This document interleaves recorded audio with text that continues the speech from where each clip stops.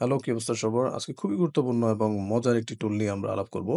এই টুল ব্যবহার করে আপনি অনলাইনে যেকোনো ওয়েবসাইটে ইংরেজি পড়তে গিয়ে যদি কোনো স্ট্রাগল ফেস করে থাকেন এর আগে, আজকে থেকে সেটা আর করতে হবে না। কারণ হলো এই টুল ব্যবহার করে আপনি যেকোনো লেখার বাক্য অথবা শব্দের উপরে জাস্ট আপনি ক্লিক করলে এটার বাংলা অর্থ এরকম আপনাকে দেখাবে। যেমন এই লেখাটি পড়তে গিয়ে আপনি যেসব ওয়ার্ডের মিনিং আপনি না জানেন, সেগুলো হয়তো এর আগে আপনাকে ডিকশনারি দেখে চেক করতে হতো। বাট এখন আর এরকম করা লাগবে না। আপনি জাস্ট হচ্ছে একটি শব্দের উপরে ক্লিক করবেন।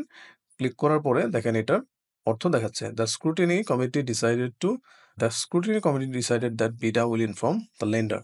স্ক্রুটিনি, এখন স্ক্রুটিনি মানে কি? যাচাই-বাছাই, তাই না? পুঙ্খানুপুঙ্খ তদন্ত। তারপর ধরেন যে এখানে আপনি ধরেন যে অব্লিগেশনস মানে কি? অব্লিগেশনস মানে হচ্ছে বাধ্যবাধকতা, রাইট? সাপোজ ধরেন এই আর্টিকেলটাতে আমরা কিছু আ শব্দ দেখব। যেমন হচ্ছে রিমুভ bottlenecks। এই bottlenecks মানে কি? bottlenecks মানে হচ্ছে বাধা, রাইট? তারপর দেখি এখানে কি আছে এগ্রিকালচারাল কনসাইনমেন্টস। তো কনসাইনমেন্ট মানে কি? কনসাইন মানে হচ্ছে চালান, রাইট? তো এইটুকুর পুরো বাক্যের অর্থ যদি আমরা দেখতে যাই তাহলে এখানে জাস্ট পুরোটা ক্লিক করব। এই বিস্তৃত পরিদর্শন প্রক্রিয়া আমদানিতে উল্লেখযোগ্য বিলম্ব ঘটায়।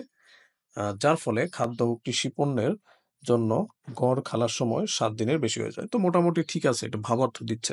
পয়েন্ট টু বি নোটেড, এই Google Translate টি নিজেও কিন্তু একটি এআই। তো over the past few years এটা হচ্ছে অনেক ম্যাচিউর হয়েছে এবং অনেক বেশি ইনপুট এটার মধ্যে দেওয়া হয়েছে। এখন হচ্ছে প্রায় ঠিকঠাক একটা অনুবাদ দিতে পারে। তো যারা হচ্ছে অর্থ বুঝে পড়তে চান, নতুন ওয়ার্ড শিখতে চান এবং যাদের অনুবাদ চর্চা করতে হয়, তারা হচ্ছে এই টুলটি ব্যবহার করতে পারেন। তো চলুন এই টুলটি কিভাবে ব্যবহার করবেন সেদিকে আমরা চলে যাই। এটা হচ্ছে মূলত Google Translate এর একটি এক্সটেনশন। তো আমি এটা হচ্ছে রিমুভ করে শুরু থেকে আবার দেখাচ্ছি যে কিভাবে এটা আপনারা এড করবেন। ১ম এ আপনার Gmail এর প্রোফাইলের পাশে যে চিহ্নটি রয়েছে এখানে ক্লিক করবেন। ক্লিক করার পরে আপনার নিচে চলে যাবেন। নিচে যাওয়ার পরে দেখবেন যে একদম নিচে Chrome ওয়েব স্টোর নামে একটি আইকন আছে, এটাতে ক্লিক করবেন। তো Google Translate থেকে আপনি সার্চ করবেন। সার্চ করার পরে আপনি এখানে দিবেন add to Chrome। Add to Chrome দেওয়ার পরে এড এক্সটেনশনস। তো কয়েক মিনিটের মধ্যে এটা এড হয়ে যাবে। Google Translate এক্সটেনশনটি আমাদের এড হয়ে গিয়েছে। তো আমরা হচ্ছে এটা এখান থেকে আবার চলে যাবে। তো এই জায়গাতে আপনারা ক্লিক করবেন এক্সটেনশনস। এটাতে আপনারা পিন করবেন। পিন করলে এখানে শো করবে। তো পিন করার পরে আপনারা যেটা করবেন, এখানেই কাজ শেষ নয়। যেমন এখন যদি আমি এখানে ক্লিক করি তাহলে অর্থ দেখাবে না। তো যেটা করতে হবে, এটাতে এক্সটেনশন অপশনস এ যাবেন এখান থেকে। অপশনস এ যাওয়ার পরে আপনি মাই প্রাইমারি ল্যাঙ্গুয়েজ হিসেবে আপনি বেঙ্গলি দিবেন। বেঙ্গলি দেওয়ার পরে তারপরে 2nd অপশনটি সিলেক্ট করবেন। Immediately display pop up. Then save দিবেন। That's it, you are done. আপনি এখন যে অনলাইনে যেকোনো ইংলিশ পড়তে গিয়ে, ইংলিশ টেক্সট পড়তে গিয়ে আপনি জাস্ট হচ্ছে আ যেকোনো শব্দ সিলেক্ট করলে এটার অর্থ দেখাবে। ইভেন শব্দ, ইভেন ফ্রেজ, যেমন ডিলেইস ইম্পোর্টস মানে কি?